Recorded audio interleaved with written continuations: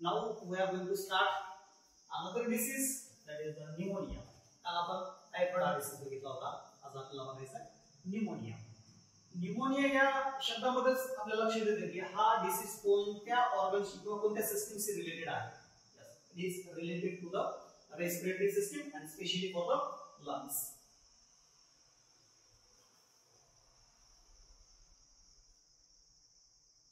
आपण आकारामध्ये बघितलेले लंग्सचे structure. Lungs मध्ये छोटे छोटे बलून लाइक जसे आपण ग्रेप्सचा जो बंच असतो अशा प्रकारचे ॲल्व्हेओलाई प्रेझेंट असतात आणि या ॲल्व्हेओलायला इन्फेक्शन होणे, ॲल्व्हेओलायचं इन्फ्लामेशन होणे याला न्यूमोनिया असं म्हणतात. It is the condition of inflammation of lungs. Yes, it is the condition of inflammation of lungs and especially lungs मध्ये ॲल्व्हेओलाई. ॲल्व्हेओलायला इन्फेक्शन झाल्यानंतर ॲल्व्हेओलायचं काम काय? To receive the air receive करणे आणि त्याच्यामधला ऑक्सिजन ब्लड मध्ये आणि ब्लड मधला कार्बन डायऑक्साइड बाहेर. That is the exchange of gases. It is the main function of the alveoli. आता ॲल्व्हेओलायचं जर इन्फ्लामेशन झालं, ॲल्व्हेओलाई मध्ये जर फ्लुइड साठून राहिलं तर ब्रीदिंग हे फंक्शन होणार नाही आणि परिणामी रेस्पिरेटरी सिस्टमशी संबंधित सगळे सिम्पटम्स त्या पर्सन मध्ये बघायला मिळते.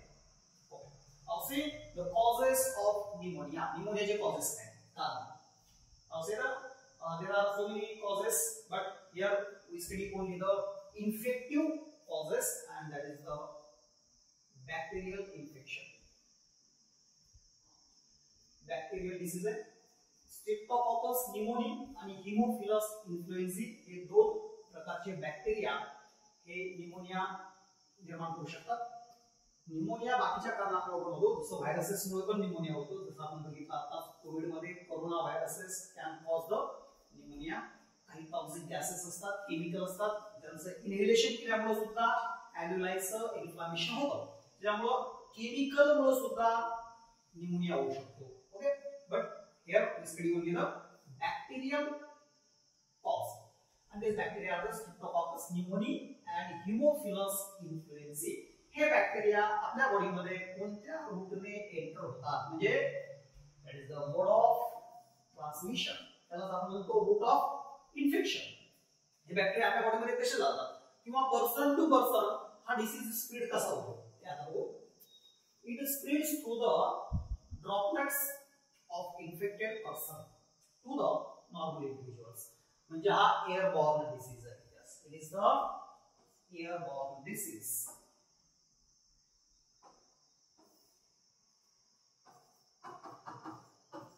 जे डिसीज ड्रॉपलेट्स मधून स्प्रेड होतात त्यांना आपण एअरबॉर्न डिसीज म्हणतो.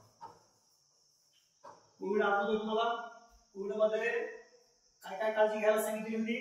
Wear the mask. मास्कचा वापर करणे हे सगळ्यात महत्त्वाचं प्रिव्हेंशन होतं कोविडचं. ज्या प्रकारे कोविडचं ट्रान्समिशन होतं, स्प्रेडिंग होतं, त्याच सेम मेथडनं न्यूमोनिया ट्रान्समिट होतो. म्हणजे एका पर्सन दुसऱ्या पर्सनकडे होतो. कारण हे जे बॅक्टेरिया आहे हे बॅक्टेरिया कुठे प्रेझेंट असतात? Mainly saliva and nasal cavity. आता होतं काय, बोलताना आपल्या माउथमधून खूप सारे ड्रॉपलेट्स बाहेर पडत असतात. ते इनव्हिजिबल असतात, खरं ते खूप लहान असतात. दुसरा पर्सन जर आपल्या कधी अंतरावर उभा असेल तर तो ब्रीदिंगद्वारे आपले जे माउथमधून पडणारे जे ड्रॉपलेट्स आहेत की ज्या ड्रॉपलेटमध्ये बॅक्टेरिया असतात असे ड्रॉपलेट्स तो इनहेल करतो आणि आपोआपच एका पर्सन मधला बॅक्टेरिया दुसऱ्या पर्सन मध्ये ट्रान्सफर होतो. त्याला म्हणतात एअरबॉर्न डिसीज. आणि ते जे बारीक बारीक ड्रॉपलेट्स असतात ते आपल्याला सहसा दिसत नाही. Okay, inhaling the droplets or aerosols released by an infected person. Sharing glasses and utensils with an infected person. कधी कधी काय होतं, बोलताना आपण मॅक्सिमम टाइम्स नाकाला आणि तोंडाला हात लावतो किंवा शिंक आल्यावर आपण हात लावतो. ते ड्रॉपलेट्स आपल्या हाताला लागतात आणि आपण हात ज्या ज्या भागाला लावतो त्या सरफेसला जर दुसऱ्या पर्सनने हात लावला तर तो हात परत त्याच्या नाकाला किंवा तोंडाला लावतो. म्हणजेच हे बॅक्टेरिया त्या ठिकाणी ग्लासेस, युटेन्सिल्स म्हणजे चमचा असेल, पेन असेल, कोणतीही वस्तू किंवा डोअरचा नॉब असेल आपण उघडतो किंवा कीबोर्ड असेल जिथे आपण शिंकतो आणि त्याच कीबोर्डवर जर दुसऱ्याने टायपिंग केलं आणि त्याने तो हात आपल्या नाकाला किंवा तोंडाला लावला तर आपोआपच हा बॅक्टेरिया काय होतो त्या दुसऱ्या इंडिव्हिज्युअलच्या बॉडीमध्ये एंटर होतो. तर हे त्याचे मोड ऑफ ट्रान्समिशन आहे. ओके, मोड ऑफ ट्रान्समिशन लक्षात आलं. Now say the symptoms. आता हा पॅथोजन आपल्या बॉडीमध्ये गेला. बॉडीमध्ये गेल्याच्या नंतर काय होणार? लगेच डिसीज निर्माण करण्याला तो कारणीभूत ठरत नाही. त्याच्यामध्ये काही पिरियड जातो आणि त्याच्यानंतर हळूहळू प्रॉब्लेम्स क्रिएट व्हायला सुरुवात होते. सगळ्यात महत्त्वाचा प्रॉब्लेम जो होतो दॅट इज द कफ. कारण हा रेस्पिरेटरी सिस्टीम मधला सगळ्यात मोठा प्रॉब्लेम आहे. तर या पर्सन मध्ये कफ असतो आणि या कफ मध्ये ग्रीनिश आणि येलोइश कलरचा फ्लेगम बाहेर पडत असतो. It is a characteristic feature of the pneumonia. Okay, cough with phlegm sputum बाहेर पडतात आणि त्याचबरोबर असतं fever, chills, cough, headache and all other related problems. Fever असतं, फीवर सोबत चिल्स पण असतं, थंडी पण असते. म्हणजे थंडी आणि ताप जसं मलेरियामध्ये असतं तसंच सेम न्यूमोनियामध्ये पण असतं. हेडेक पण असतं. जिथं जिथं फीवर असेल तिथं तिथं तुम्ही हेडेक देऊ शकता. काय प्रॉब्लेम नाही. Okay, other symptoms severe cases मध्ये म्हणजे जर लंग्सचं खूप जास्त इन्फ्लामेशन झालेलं असेल, लंग्सचा मॅक्झिमम एरिया जर इन्फ्लाम झालेला असेल, ॲल्व्हेओलामध्ये फ्लुइडचं ॲक्युम्युलेशन झालेलं असेल, तर अशा वेळेला सिव्हिअर कंडिशन काय होते आणि या कंडिशन मध्ये त्या इंडिव्हिज्युअलचे लिप्स, फिंगरनेल्स, आईज आणि इव्हन स्किन सुद्धा ब्लूइश दिसायला सुरुवात होते. त्याचं कारण काय? The insufficiency of the oxygen in your blood. Blood मध्ये जर ऑक्सिजनचं प्रमाण कमी झालं तर आपोआपच कार्बन डायऑक्साईडचं प्रमाण वाढायला लागतं आणि ब्लडचा कलर हा रेड कडून ब्ल्यू कडे कन्वर्ट होतो. साधं उदाहरण सांगतो तुम्हाला, तुमच्या बोटाला जर तुम्ही असं रबर गुंडाळलं आणि थोडा वेळ जर ते थांबवलं तर तुमचं बोट सुद्धा ब्ल्यूश कलरचं तुम्हाला पाहता येईल. सेम मेकॅनिझम आहे. आता लंग्स मध्येच खूप सारं ॲक्युम्युलेशन झाल्यामुळं तिथं ऑक्सिजन हा आपल्या बॉडीमध्ये ट्रान्समिट होत नाही आणि सगळ्याच बॉडीमध्ये ऑक्सिजनची डिफिशियन्सी होते आणि त्याच्यामुळं सगळ्यात महत्त्वाचं नखं, डोळे आणि पोट हे ग्रे टू ब्लूइश कलरमध्ये कन्वर्ट होतात. These are the symptoms of pneumonia. How to prevent pneumonia? Pneumonia prevent कसा करायचा? Same like that of COVID. COVID आठवतं सगळ्यांना? तेच मेकॅनिझम आहे. 2 गज की दूरी, मास्क है जरूरी, and washing hands with soap frequently. Okay, these are the symptoms of pneumonia.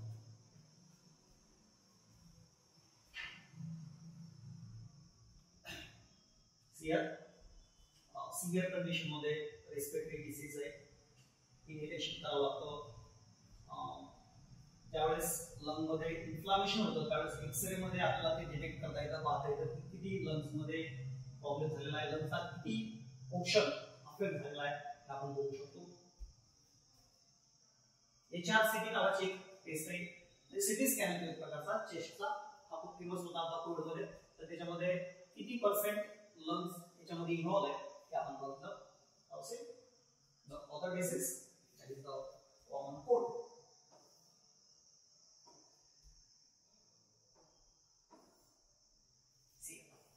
Common cold म्हणजे साधी सर्दी, सर्दीला आपण कॉमन कोल्ड म्हणतो. The positive agent is virus.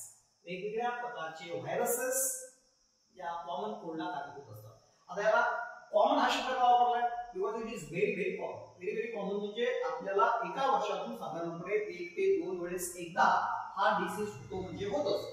आणि लहान मुलांचा जर आपण विचार केला, लहान मुलांना प्रत्येक महिन्याला एकदा म्हटलं तरी चालतंय, एवढा हा कॉमन डिसीज आहे. म्हणजे प्रत्येक मुलाला दर महिन्याला एकदा तरी सर्दी होते, म्हणून त्याचं नाव आहे common cold. It is very common and त्याचा जो ड्युरेशन आहे, एकदा हा डिसीज झाल्यानंतर तो 3 ते 7 दिवस साधारणपणे काहीही केलं तरी राहतोच. त्याला तुम्ही मेडिकेशन घ्या किंवा घेऊ नका, हा डिसीज 3 ते 7 दिवसामध्ये रिकव्हर होत जातो. सेल्फ रिकव्हरी असते, त्याला तुम्हाला ट्रीटमेंट करण्याची जास्त गरज पडत नाही. पण ट्रीटमेंट करणं कधी कधी गरज असतं, कारण व्हायरल डिसीज कधी कधी बॅक्टेरियाला पण निमंत्रण देऊ शकतो आणि व्हायरल डिसीजचं कन्व्हर्जन बॅक्टेरियल डिसीज मध्ये होऊ शकतं. कारण जी कंडिशन आहे बॅक्टेरियासाठी क्युरेबल कंडिशन रेस्पिरेटरी सिस्टीम मध्ये, ती हा व्हायरस तयार होतो, त्याच्यामुळे न्यूमोनिया पण होऊ शकतो. म्हणून काळजी घेणं गरजेचं आहे.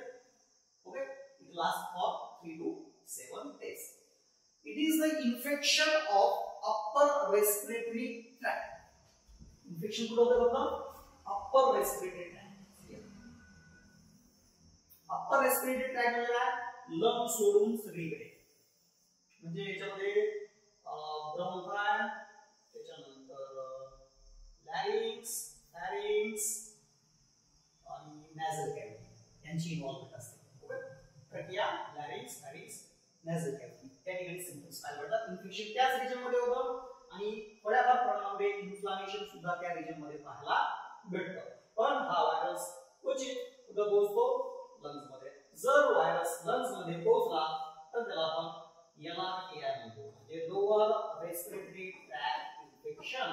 हे कॉमन कोल्ड मध्ये सहसा घडत नाही, पण जर खूप दिवस जर सर्दी राहिली तर URAI चं कन्वर्जन म्हणजे अप्पर रेस्पिरेटरी ट्रॅक्ट इन्फेक्शनचं conversion lower respiratory tract infection मध्ये होऊ शकतं.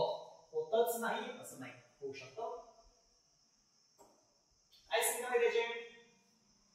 ओके, कोणते कोणते व्हायरस आहेत की जे कॉमन कोल्ड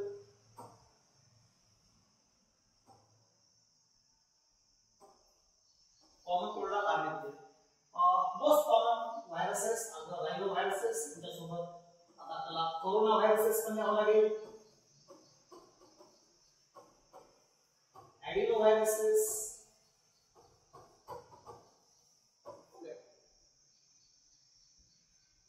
हे सगळे व्हायरस आहेत. Mainly rhino viruses. राइनो या शब्दाचा अर्थ होतो नॅझल, नोजशी संबंधित. हा व्हायरस नाकामध्ये एंट्री करतो, नाकामधून फॅरिंक्स, लॅरिंक्स, ट्रकिया किंवा ब्रॉन्किया पर्यंत पण पोहोचतो आणि त्या ठिकाणी इन्फ्लेमेशन होतं. Mode of transmission same as that of the pneumonia. जशा पद्धतीने निमोनियाचं ट्रान्समिशन होतं अगदी त्याच पद्धतीनं कॉमन कोल्डचं ट्रान्समिशन होतं, जसं की थ्रू द एअर, म्हणजे ड्रॉपलेट्स. ज्या पर्सनला इन्फेक्शन झालेलं आहे त्या पर्सनच्या बोलण्यामधून, शिंकण्यामधून, खोकल्यामधून जे ड्रॉपलेट्स बाहेर पडतात, स्प्रेड होतात, ते जर दुसऱ्या नॉर्मल हेल्दी पर्सनच्या कॉन्टॅक्टमध्ये आले, त्यांनी ते जर इनहेल केलं तर हे व्हायरसेस त्या पेशंट मधून म्हणजे इन्फेक्टेड पर्सन कडून त्या नॉर्मल पर्सनकडे स्प्रेड होतात आणि हा डिसीज ट्रान्समिट होतो. त्याचबरोबर बाकीचे पण कारण सांगितले जसे युजिंग किंवा sharing of pen, glass, keyboard, door knob, या गोष्टीला आपण ज्या ज्या गोष्टीला वारंवार हात लावतो तर त्या गोष्टीमधून सुद्धा हे इन्फेक्शन स्प्रेड होऊ शकतं. ते कसं होतं ते आताच ऑलरेडी सांगितलेलं आहे तुम्हाला. Now see the symptoms. Common cold virus enter झाला अप्पर रेस्पिरेटरी ट्रॅक्ट मध्ये. लक्षणं काय असतील? रेस्पिरेटरी ट्रॅक्टशी संबंधित असते. पण निमोनियामध्ये जसे सिव्हिअर सिम्पटम्स आहेत तसे इथे सिव्हिअर नसते. काय काय सिम्पटम्स असतात आपल्या सगळ्यांना सर्दी झालेली आहे कधी ना कधी.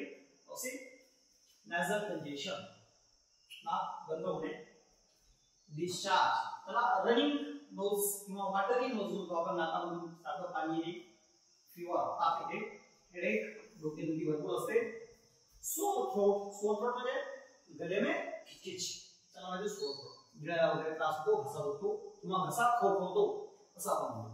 कफ, त्याच्यासोबत कफ असतो, पण हा कफ विथ फ्लेगम नसतो, ड्राय कफ असतो, कोरडा कफ. हॉर्सनेस, आवाजामध्ये थोडासा उघडेपणा येतो, नॉर्मल आवाज येत नाही, कारण आवाजावरून आपण ओळखतो की त्या पर्सनला सर्दी झालेली आहे, कॉमन कोल्ड आहे. टायर्डनेस, थकवा असतो, वीकनेस असतो आणि लॉस ऑफ ॲपेटाइट पण असतं. हे सगळे सिम्पटम्स आपल्याला या कॉमन कोल्ड मध्ये पाहायला भेटतात.